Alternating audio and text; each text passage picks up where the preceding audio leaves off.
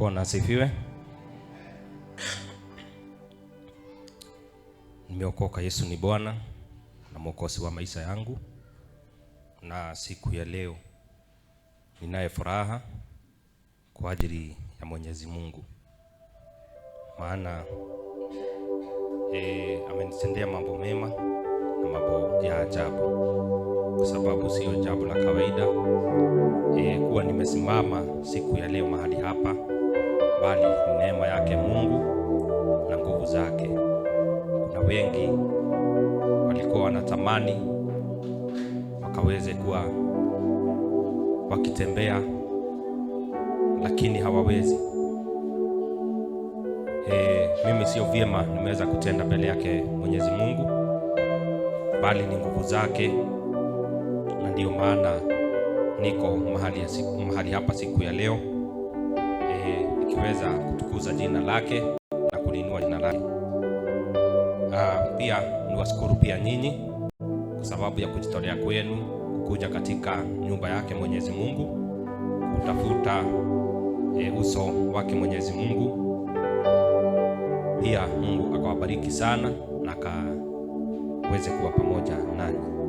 Siku ya leo ni siku ya wazee, na tumaini ya kwamba Mungu ataweza kuwa pamoja nasi, na tutaendelea kulihubiri jina lake na kulinena jina lake. Maana ni wazee wengi wangetaka kuwa mahali kama hapa, bali hawawezi. Wamesikwa na mambo ya dunia. Wanauliza siku ya Jumapili itafika lini wakaweze kwenda kwa mambo zao.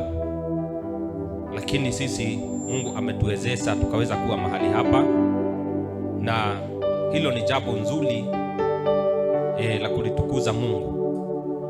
Na kwa sababu tumewekwa hapa kwa ajili ya neno lake, najua ya kwamba hata wale hawajafikiwa na neno lake Mwenyezi Mungu tutaweza kulifikisha mahali pale, na wataweza kubadilika na kuweza kumtumikia Mungu wetu, kwa sababu ni Mungu mwema, ni Mungu ana nguvu na uweza.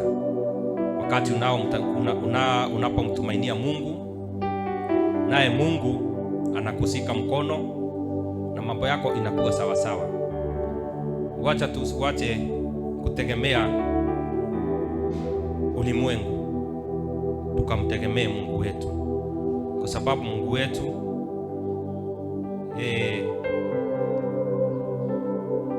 ndiye ataweza kusimama nasi, ndiye ataweza kutusika mkono, maana anaitwa muweza wa mambo yote. Hakuna jambo linaomshinda. Kwa hivyo tukimtegemea Mungu, tukimtegemea Bwana Yesu, mambo yetu itakuwa sawa sawa. Wacha tuombe kwa ajili ya neno. Baba, katika jina la Kristo Yesu, tumeja mbele zako asubuhi ya siku ya leo. Tunalitukuza jina lako, tunalinua jina lako Bwana, maana umeweza kuwa pamoja nasi, umeweza kutulinda Bwana. Wakati huu umeweza kutukusanyisha katika hili kao Bwana, na ili tukaweza kuliabudu jina lako na kulinua jina lako Bwana. Najua ya kwamba unaye kusudi jema kwa kila mmoja wetu Bwana. Naomba wakati huu tunaenda kusikiza neno lako Bwana, ukaweze Jehova kutunenea kupitia neno lako Bwana, ukaweze kuwa pamoja nasi. Nalibariki neno lako Bwana, nitakapokuwa nikiliwachilia Bwana, nikaweze kuwa usaidizi kwa kila mmoja wetu Bwana, katika jina la Kristo Yesu nimeomba na kuamini. Amen.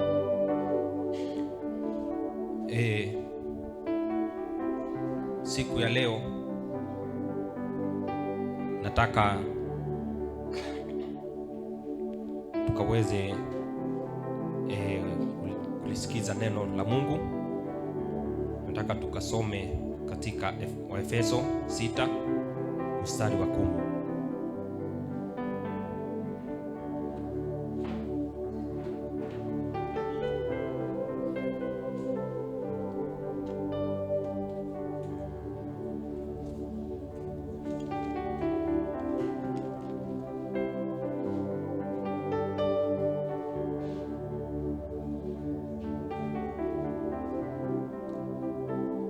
Waefeso 6 mstari wa 10.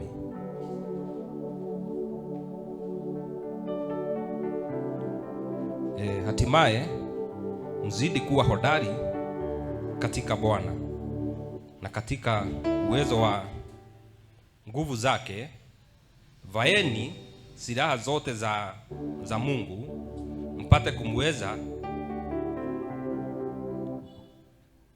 mpate kuweza kuzipinga hila za Shetani.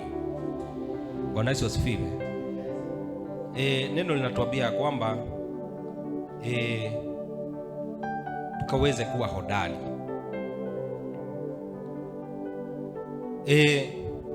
Nikiangalia katika hili neno kuna jina pale hodari, na katika lile jina hodari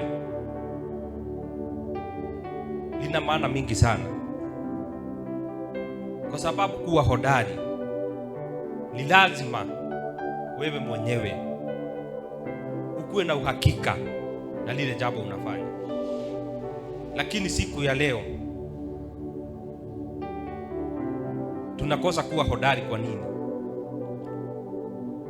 Kwa sababu wakati unayemtumainia Mungu,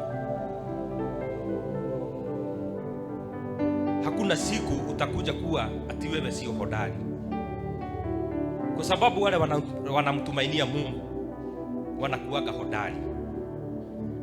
Hata katika Biblia wale watu wote wamekuwa wasindi, ni wale watu walikuwa wanamtumainia Mungu. Kwa hivyo ukiwa unataka kukuwa hodari, ni lazima umtumainie Mungu mwenyewe. Na kumtumainia Mungu ni lazima yale mambo ambapo Mungu hapendi usiku unayatenda ama unayafanya.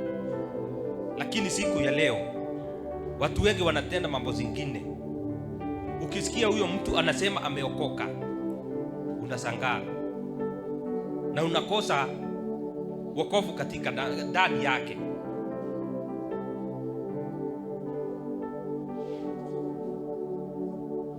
Neno linasemanga Mungu ni upendo.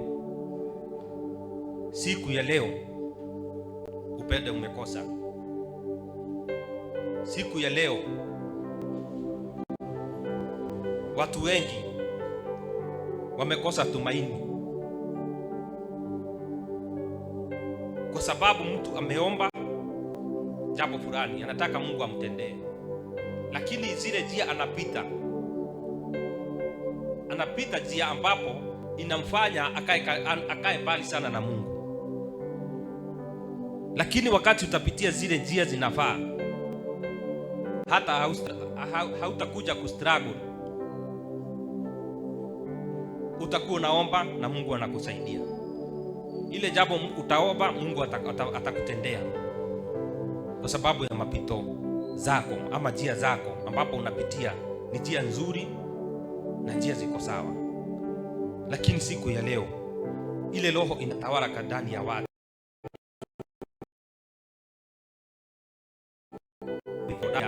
ya watu. Neno likiendelea hapa mbele inasema silaha zote za Mungu.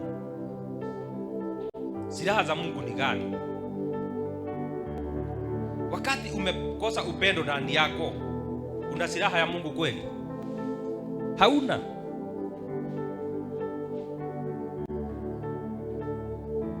Siku moja nilishangaa sana. Nilikuwa napita mahali kwa barabara, nimeona mawe iko kwa barabara. Mtu anakuja na anaiondokea na anapita. Pikipiki ilikuja ikakanyanga ile mawe ikapingirika. Bahati hakukuwa na mtu hapo karibu. iligonga mlango ya duka ingine ilikuwa hapo, lakini watu walikuwa wanaipita wapi? Pale. Kwa sababu gani? Hata kufikiria uone hiyo jiwe haifai kukua hapo, inaweza leta madhara, hauwezi chukua hiyo jiwe ati uiondoe, kwa sababu ndani yako upendo haiko. Lakini ukiwa na upendo ndani yako, hiyo ni silaha moja ya kuweza kumweza muovu Shetani. Ukiwa na upendo ndani yako, hautakuja kumtusi mwenzako. Ukiwa na upendo ndani yako, hautaona mwenzako ameangusa pesa unakuja kuikanyanga. Utamuita na umwambie umeangusa pesa yako, chukua ndio hiyo. Kwa sababu ya upendo na kumjua Mungu.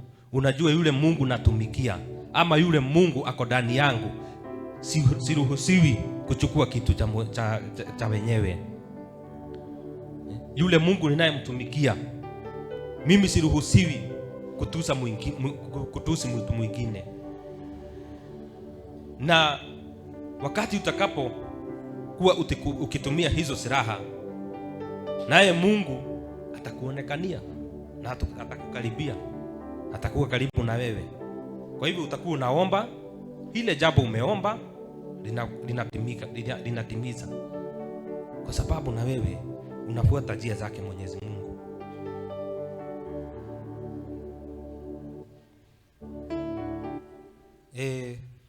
Katika Samueli wa kwanza 17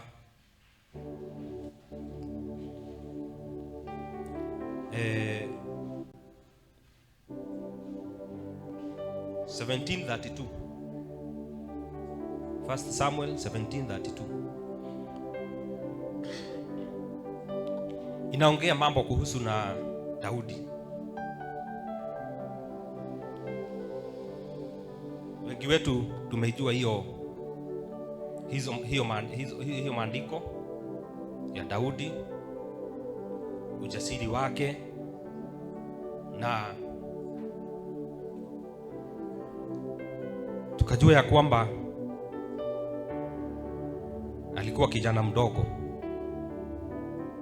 kijana wa Yese, kijana ambapo hakuwa anajulikana kwa sababu alikuwa analisa ng'ombe na kondoo za baba yake huko vichakani. Lakini kuna brothers zake ambapo walikuwa na nguvu sana, walikuwa wameishi katika vita wakipigana, na wakiwa kule vitani, kunaye adui mmoja alikuwa anaitwa Goliath, na alikuwa anaogopewa sana. Na wacha tukasome neno la Korintho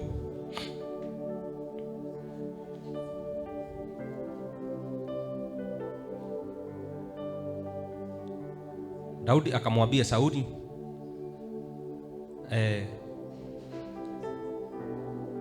asizime moyo mtu yule kwa ajili ya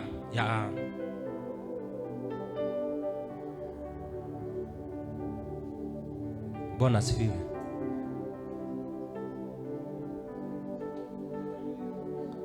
Kwa ajili ya huyu imani mimi mtumishi wako nitakwenda kupigana na Mfilisti huyu.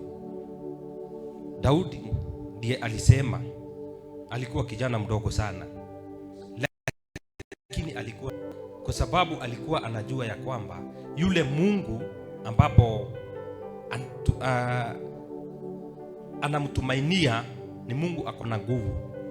Kwa hivyo yeye mwenyewe hakuwa anaona ukubwa ama nguvu za huyo mtu, kwa sababu unajua yule Mungu ako ndani yake. Ile nguvu ako naye imesida huyu mtu, hata kama kwa mkubwa namna gani, yeye hakuwa naogopa. Na ukiangalia Goliath alikuwa mtu mkubwa sana. Wakati alikuwa naongea, brother zake na askari wote wale walikuwa wametumwa katika ile vita walikuwa wanajificha. Lakini Daudi akauliza, huyu mtu anaongea, mnaenda kujificha, mimi nitapigana naye. Brother zake wakamwambia, hapana, huyu mtu sio mtu mzuri. Unaona askari wenye wako trained wanasikia kiongea, wanaenda kujificha. Wewe ni nani ukuje ubisane na huyu mtu? Hakutaka kubisana sana. Aliuliza tu swali moja tu, yule mtu atampiga huyu atafanywa nini? Na mfalme akafikiwa na yale maneno, akamuita Daudi, akamwambia yule mtu atampiga huyo Goliath, kuna zile zawadi mimi nimeamua kupeana, na huyo mtu nitampea msichana wangu amuoe bila kuleta hata mahali, kwa sababu ni mtu ametusubua sana. Lakini Daudi ndani yake alikuwa na uovu mwingi sana, kwa sababu kusikia yule mtu akinena akisema ya kwamba katika Israeli hakuna mtu anaweza pigana na yeye. Na Daudi anajua ya kwamba yule Mungu mimi namtumainia, hapa hakuna kazi. Huyu mtu nitamaliza na nitaendelea na maisha yangu, kwa sababu ako na ujasiri. Kwa hivyo wakati unajua yule Mungu umembeba, utakuwa na ujasiri. Utakuwa hata ukiomba, utakuwa unajua lile jambo mimi ninaomba ni lazima litatimia, kwa sababu yule Mungu nimembeba ni Mungu ako na nguvu na uweza. Lakini wakati mwingine uanga roho zetu zinainama. Umeomba jambo mwaka wa kwanza, wa pili, lakini haitimii. Lakini unaomba hapa, ukienda pale unaenda matusi. Utaniona, nitakupiga, nitafanya. Ile maombi yote umeomba unaidelete. Kwa hivyo jambo lile unaomba utakuwa ukinena na ukiongea, mimi nimeomba kwa wakati mwingi lakini sijawahi timiziwa. Lakini kwa nini? Kwa sababu yule Mungu umembeba hatakagi kuchafuliwa, na tangu mwanzo amekuwa Mungu na habadiliki, na mambo yake inaendanga ikiwa laini na hanaga upanguzi. Bora umetimiza, umepitia njia zake, naye yale mambo yote unataka atakutimizia, kwa sababu wewe ni mwanawe.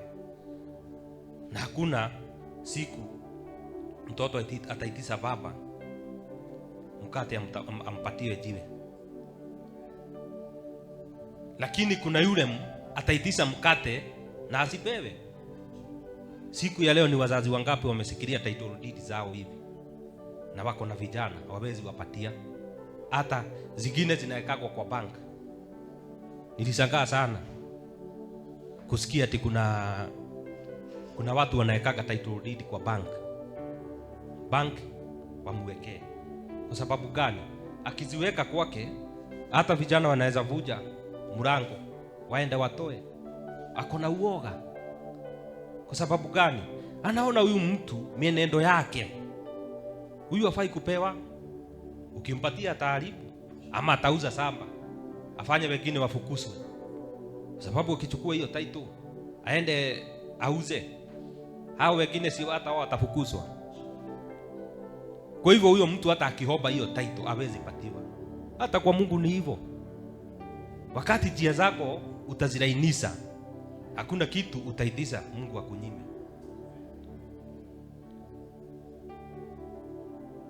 Kwa hivyo ni vizuri tukae katika njia za Mungu. Uache kuwa na uadui katika moyo wako. Wacha roho yako ikuwe ni ya kumwabudu Mungu, lakini isikuwe ni roho ya kubeba watu. Ati sijui fulani alinifanya nini, hata siwezi muongeleza. Kwa nini? Roho ya Mungu hainanga nafasi ya uadui, hainanga nafasi ya matusi, lakini iko nafasi ya kubariki, iko na nafasi ya kuinua. Kama unataka Mungu akuinue na Mungu akuwe pamoja na wewe, nawe njia zako ziangalie. Uadui ni ya nini? Unaiweka roho ya nini? Ya kuchokeza roho yako bure. Wakati Mungu anakugojea unyenyekee kwake, ukuwe na roho safi, roho ya kusaidia. Niliona mtu mwingine ati ng'ombe imekata kamba, imetembea imeingia katika shamba ya mwingine, hata hawezi ikibisa aitoe kwa shamba. Anasema acha iende, huyu hata atuongeleza nangi. Just imagine, hiyo ni roho inakaa namna gani? Na alafu huyo mtu utaona akisema Mungu ambariki, na ameona vitu za wenyewe zikiharibiwa, akiangalia tu hivi na macho. Hiyo roho ni roho gani? Kuwa na roho safi. Ukiona mtu ako na shida, saidia yeye. Na wakati utakuwa unasaidia, utakuwa unasaidia Mungu.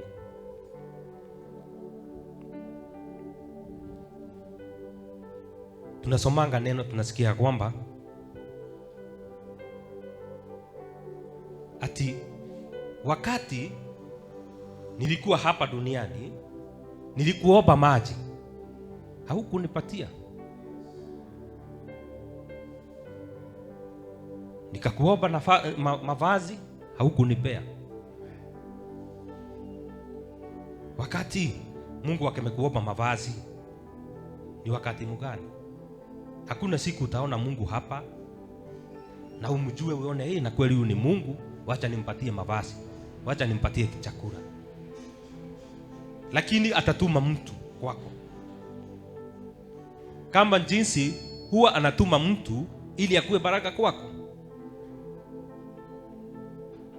Naye atakutumia mtu na utamnyima maji. Lakini kuna swali utaulizwa, ulininyima maji wakati ulikuwa pale ulimwengu?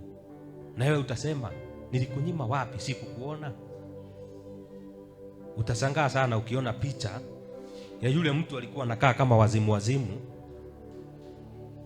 Ukimwambia wewe niondokee, enda, sina. Lakini ni Mungu unafukuza. Hata kama mtu anakaa namna gani, utamsaidia na usijue kama ni Mungu umesaidia. Lakini hayo yote Mungu anaona. Bwana asifiwe. Na wakati utatimiza, najua ya kwamba hata mambo yako itabadilika. Wakati roho yako itakuwa ni roho safi, hata mambo yako itabadilika. Na hakuna siku utakuwa na vita na mtu yeyote, kwa sababu vita huaga inakuja kwa makosa ya wivu, ya chuki. Hizo huaga zinaandamana, kwa sababu wakati mtu amekuwa na chuki na mwingine, hata kupigana ni rahisi.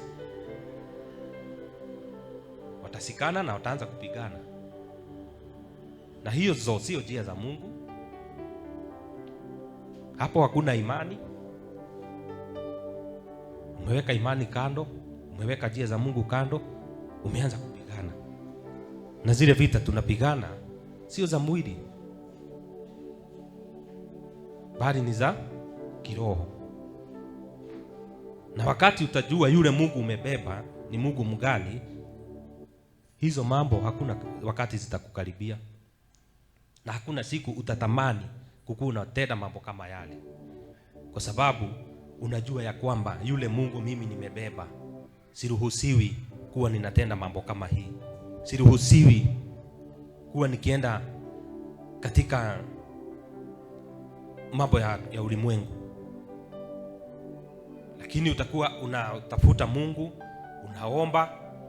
unaombea wengine, naye Mungu anakubariki kwa sababu umefanya kazi yake. Wakati mtu ameokoka, inakuanga ni vita kubwa sana, kwa sababu umewacha mambo yale ulikuwa unatenda hapo awali ya dunia. Ati hakuna jambo uwezi tenda, hata kusika panga ukate mtu, hiyo sio kitu kubwa. Lakini wakati umeokoka, tema mbaya umeondokea. Na ni vizuri sana tunakaa katika njia za Mungu, kwa sababu ukikaa njia za Mungu, naye Mungu atakubariki, na hata ulimwengu utasema ya kwamba huyu amebarikiwa. Kwa sababu gani? Umeweza kuzifuata njia za Mungu. Neno linasema ya kwamba fedha na dhahabu ni mali zangu, na anayeniamini ninampatia. Kwa hivyo ukiamini Mungu, ukipitia njia zake, naye Mungu atakubariki, na hakuna siku utakuwa ukiteseka. Mungu atakuwa na kuangalia kila jambo utakaoomba, naye Mungu ataweza kuwa anakutimizia. Na hilo neno ni neno nzuri, na tukiweza kulifuata, najua ya kwamba Mungu atatubariki na Mungu ataenda pamoja nasi. Tupitie njia zake Mwenyezi Mungu, na wakati tutakapokuwa tukipitia njia zake Mwenyezi Mungu, nazo baraka zake zitatufikia, maombi zetu zitakuwa zinatufikia. Lakini sio tusiweze kupita njia zisizofaa, kwa sababu tukipitia zile njia tutaweza kupotea, na wakati huo adui yetu ambaye ni Shetani atakuwa furahia sana akiona ya kwamba umetoka njia zake, na utatoka njia zake. Lakini wakati utakuja kufanya kesi, utakuwa peke yako, kwa sababu hata wakati Mungu aliumba mwanadamu akamweka katika shamba la Edeni, kuna yale masharti aliweka, usifanye hivi, usifanye hivi. Lakini Shetani naye akajua ya kwamba kwa sababu siwezi kuwatoa hawa watu katika hii shamba Mungu aliwaweka, ile jambo nitafanya, nitaingia ndani ya nyoka ili niwafanye watende dhambi, naye Mungu akasirike awatoe katika shamba hili. Kwa hivyo wakati umekubali Shetani aingie ndani yako, uende ukatende mambo mabaya, naye Mungu atakasirika kwa sababu ya wewe na atakuhukumu. Kwa hivyo ni vizuri kujiangalia na kujijua, ili tusitoke katika njia za Mungu, tukae katika njia za Mungu, naye Mungu atatubariki, atakuwa rafiki wetu, tutakuwa tunamuita wakati tunahitaji, anakuja na anatutumizia. Na tukizifuata, hakuna siku utakuja kuregret kwa sababu ya kuwa umeokoka ama kuwa katika njia zake Mwenyezi Mungu. Na Mungu awabariki sana, na Mungu aweze kuwa pamoja nami. Tuombe. Asante Bwana kwa sababu la neno lako Bwana, ni asante maana Jehova najua ya kwamba utaweza kuwa pamoja nasi, utatuwezesha Jehova kupita katika njia zako, utaweza kutulinda katika njia zako Bwana, na ukaweze kutubariki katika jina la Kristo, katika jina la Kristo Yesu. Bariki neno lako Bwana, nikienda kusaidia watu wako katika jina la Kristo. Amen. Bwana abariki sana, na Bwana aweze kuwa pamoja nasi.